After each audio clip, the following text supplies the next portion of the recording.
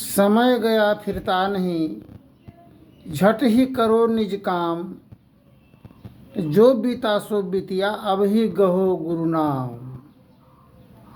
संत मता बिनु गति नहीं, सुनो सकल दे कान।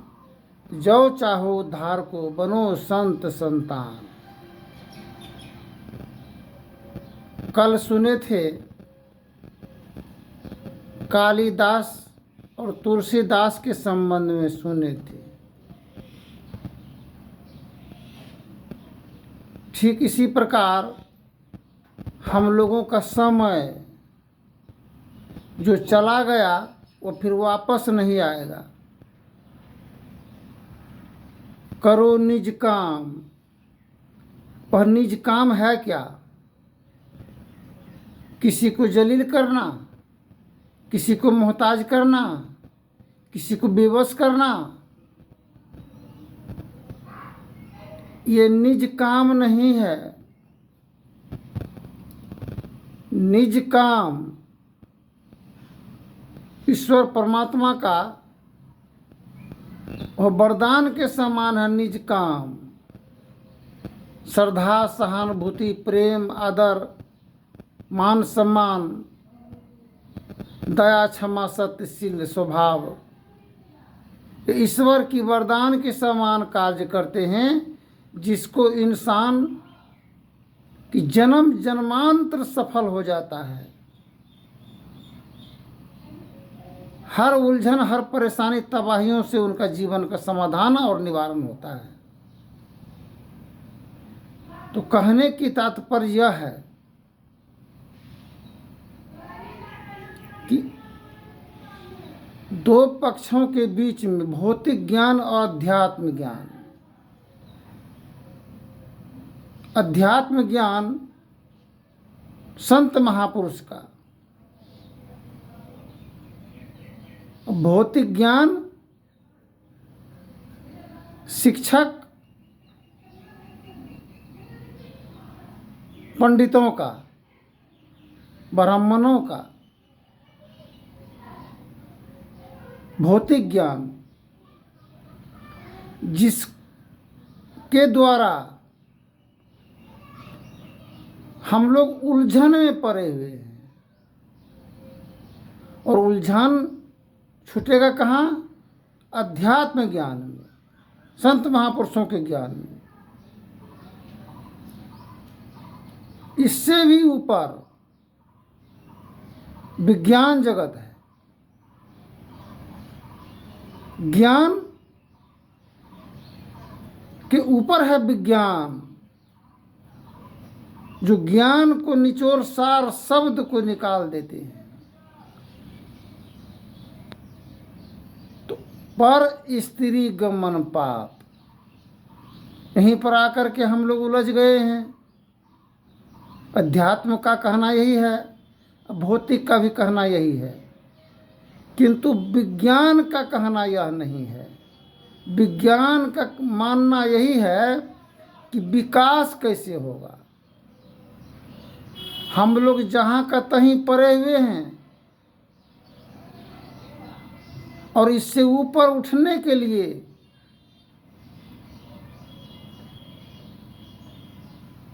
हमको विज्ञान जगत का सहारा लेना ही पड़ेगा।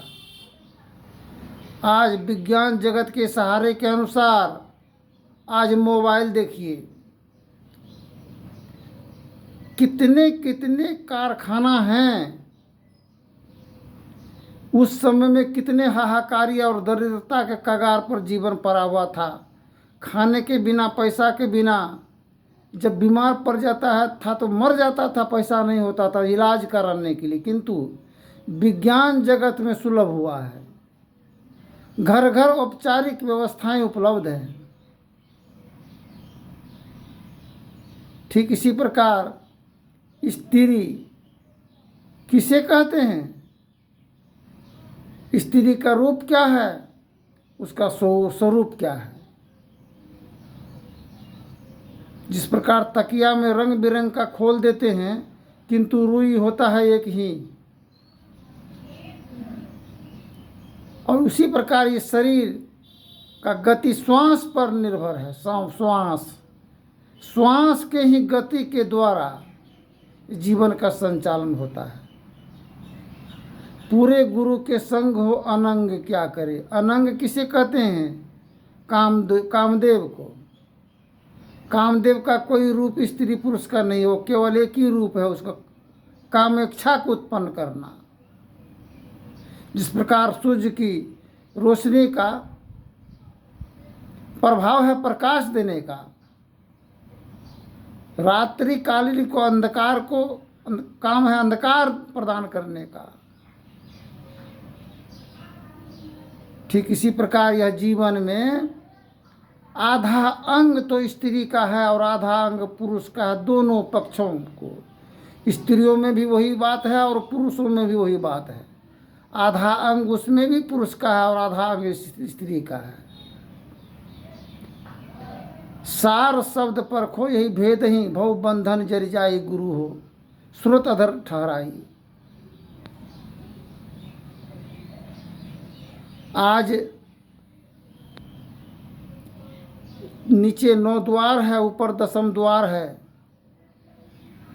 तन नव द्वार हो रामा, यति मलिन हो ठामा, त्यागी चलो 10म दुआरे, सुख पाओ रे भाई।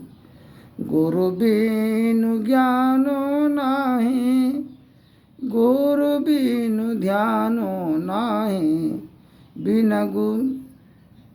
गुरु में ही आने, उपकारी हो भाई।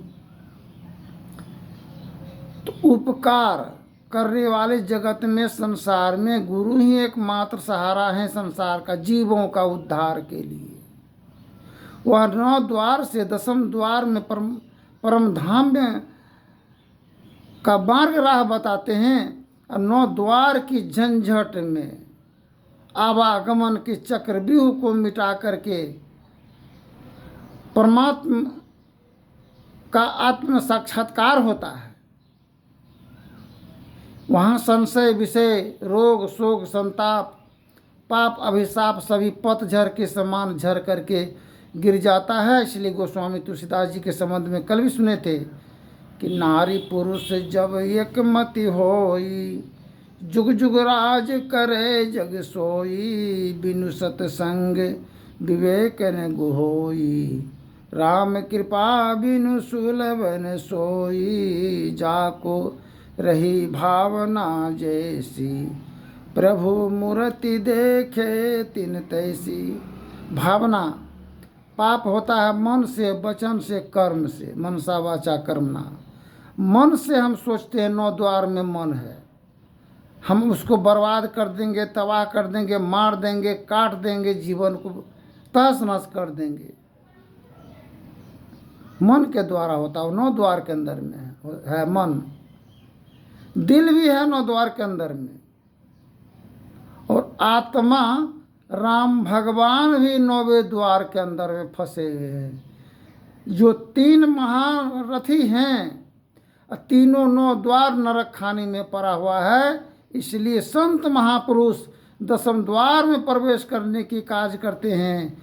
जिस प्रकार कोई कागज का टुकड़ा को नीचे बाल्टी में रख दिया जाए और पानी अगर ऊपर से दिया जाए तो ऊपर उठ जाएगा वह, चाहे फूल का कोई गुलदस्ता हो तो वो ऊपर उठ जाएगा। ठीक इसी प्रकार ज्ञान इसमें भरते भरते भरते भरते ये तीनों त्रिदेव ऊपर ब्रह्मलोक में जब चले आएंगे तीनों, उनका अपना राज्य कायम होगा। अपना राज्य जब कायम हो जाएगा तो नारी पुरुष स्त्री या पुरुष गमन क्षमन सारे ही समस्याओं का निवारण होकर के मानव का एक मत और एक विचार होने से संसार में कल्याण और शांति होगा। संत स्वरूप कबीर साहब की वचन है, घर में जोग भोग घर ही में, घर तजी बन नहीं जेबे, बन को जाए कल्पना उपजे तब दो कहाँ समय।